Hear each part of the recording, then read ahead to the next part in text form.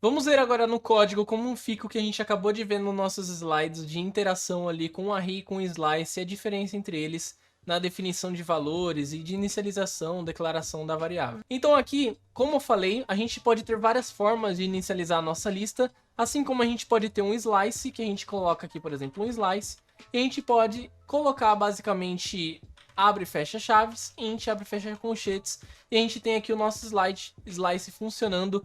Basicamente, a gente consegue apenas com essa definição definir o nosso slice. Aqui dentro eu posso colocar variáveis, os valores que eu quero aqui dentro, ele vai aceitar quantos eu quiser e qual tamanho de valor eu quiser também, né? E beleza, a gente vai ter definido o nosso slice sem definição, sem nada definido de valor. Só que se eu vim aqui e coloco um 2, ele já vai começar a reclamar de todos os outros números que ultrapassam o valor do tamanho de array 2. Aqui, valor 1 e 2, então beleza, ele aceita. Só que todos os outros valores que ultrapassam o tamanho de array 2, ele vai reclamar antes mesmo de eu compilar o código. Então ele já vai falar index out of bounds 2 aqui nesse caso, porque é o tamanho máximo do meu array. Então ele já vai reclamar antes mesmo de eu tentar compilar o código, tá?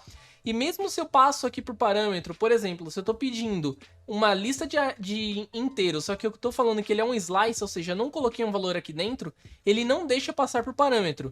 Ou seja, se eu colocar, por exemplo, que aqui é um slice, ele não deixa passar um array de tamanho 2 por parâmetro. Ou seja, se eu pedir um array de tamanho 6 por parâmetro, ele não vai deixar eu passar um array de tamanho 2 para lá. Da mesma forma que se eu inverter, se eu falar que eu quero que venha um array 2, de tamanho 2, eu colocar que na verdade eu tenho um array de tamanho 6, ele não vai permitir eu passar, porque ele não vai deixar eu passar o variável slice, que é do tipo inteiro de 6 posições, para um tipo inteiro de 2 posições, tá? Então ele não vai deixar eu fazer isso.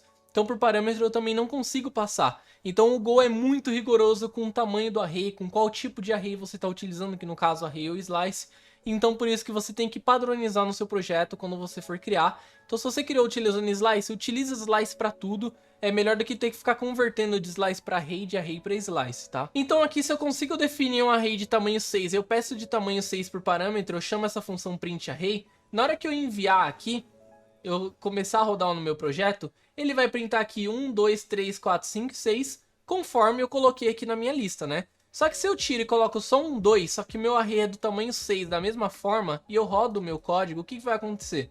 Ele vai printar 1, 2, 0, 0, 0, 0. Ou seja, ele inseriu aqui 1 e 2, só que o restante dos outros números ele colocou 0. Ou seja, ele completou todos os 6 números com o número 0 aqui, porque é o que ele faz quando você define o tamanho do seu array, né? Só que se eu venho aqui, eu coloco, por exemplo, um fmt.println, eu coloco o tamanho aqui da lista, eu vou ter o tamanho 6, certo? Então ele vai printar aqui o tamanho 6. Só que eu também consigo colocar uma função chamada cap, e eu consigo saber o tamanho, a capacidade da minha lista. A capacidade da minha lista é 6, ou seja, porque eu tenho um tamanho 6 aqui na minha lista, né? E por que que isso não se altera? Por que que eu não consigo alterar a capacidade dele? Porque eu defini o tamanho 6, então o Go entende que ele vai ter um tamanho 6 para sempre, tá? Tanto que se eu colocar aqui, por exemplo, do mesmo jeito que a gente fez com slices, eu colocar que slice recebe um append de slice com o número 10, ele não deixa, ou seja, ele não deixa eu alterar colocando um novo número lá. Porque ele, obviamente, ele definiu que é o tamanho 6. Então a capacidade do meu slice ele não muda. Quando você define uma variável ali do tipo array, quer dizer, desculpa, ele vai definir a capacidade do mesmo tamanho do tamanho da lista que você acabou de definir, porque ela vai ser estática, o tamanho vai ser sempre o mesmo, do mesmo jeito que você definiu.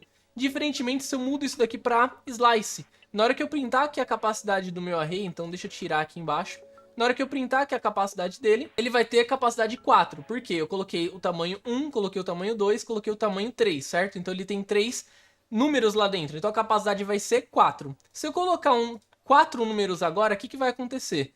Na hora que eu coloco 4 números, a minha capacidade vai para 6, né? Se eu colocar 6 números agora, então vamos colocar 6 números. Para quanto que vai a capacidade?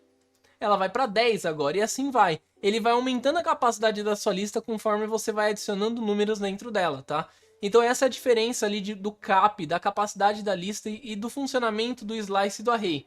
Ele vai colocando nova capacidade, mais tamanho no array conforme você vai adicionando um novo número. Diferentemente de quando você já define o tamanho dele, que a capacidade vai ser sempre a mesma, assim como o tamanho, porque ele já foi inicializado com valores 0 lá dentro, beleza? Então, quando eu inicializo a minha lista sem número nenhum e ela é do tipo slice, ou seja, não defini nenhum tamanho lá dentro, e eu printo o que tem dentro dela, ele não vai printar nada, ele é um vazio. Então ele não vai ter nada de valor porque ele é uma lista literalmente vazia. Diferentemente se eu colocar um 10 aqui dentro e eu trocar aqui a minha lista para o tipo 10, não coloquei nenhum valor dentro dele, só que ele tem 10 números 0 dentro da minha lista. E é isso que vai ter a diferença entre o array e o slice, tá? A partir dos próximos vídeos a gente vai sempre utilizar slice porque fica muito mais fácil de entender, fica parecido com quem já vem de outras linguagens entenderem também que é um array normal. Então a gente só entendeu aqui nesse vídeo a diferença do array por slice em seu funcionamento, só que nos próximos vídeos a gente vai sempre utilizar o termo de slice como um array para ficar fácil o entendimento, mas vocês já sabem agora qual é a diferença entre eles, beleza? Então vejo vocês no próximo vídeo.